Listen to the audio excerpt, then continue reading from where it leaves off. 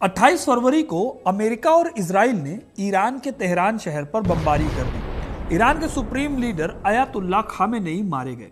इसके बाद से ईरान ने जो जवाबी हमला किया उसमें सबसे बड़ा निशाना बना मिडिल ईस्ट, और उसमें भी बहुत ज्यादा अटैक किए गए सऊदी अरब पर। सऊदी अरब की सबसे बड़ी ऑयल रिफाइनरी को निशाना बनाते हुए ईरान ने उसे ध्वस्त कर दिया।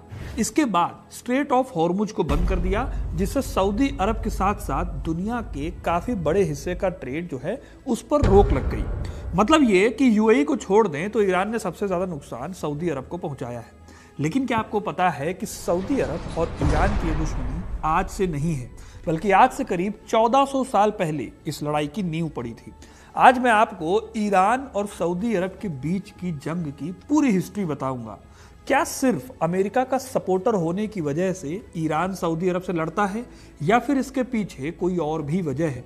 ये पूरी कहानी जानेंगे इस वीडियो में, तो वीडियो को आखिर तक देखिएगा, क्योंकि अपना इतिहास नहीं जानोगे तो खुद को कैसे पहचानोगे। दोस्तों, यूपीएससी आज भी इंडिया के सबसे टफ एग्जाम्स में से एक है। हर साल 10 लाख लोग इस एग्जाम के लिए अपीयर होते हैं या फॉर्म भरते हैं। अब यूपीएससी के लिए पढ़ते तो सब हैं, पर प्रीलिम्स वही निकालते हैं जो सही टाइम पर खुद को टेस्ट करते हैं। और सेल्फ टेस्टिंग का वो फॉर्मूला हमने एक्सपर्ट्स के साथ मिलकर महीनों की मेहनत के बाद तैयार किया है, वो भी सिर्फ आपके लिए।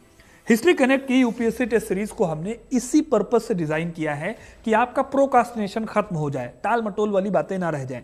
एक प्रॉपर टाइम बाउंड शेड्यूल के साथ आपको 15 टेस्ट मिलेंगे जो पूरे सिलेबस को कॉम्प्रिहेंसिव तरीके से कवर करेंगे।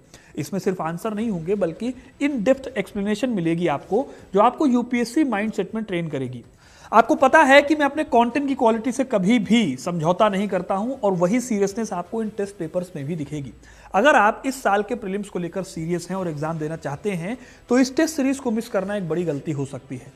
लिंक आपको डिस्क्रिप्शन और पिन्ड कमेंट्स में मिल जाएगा, वहां जाकर टेस्ट सीरीज को ज्वाइन कीजिए और अभी तुरंत चेकआउट कीजिए।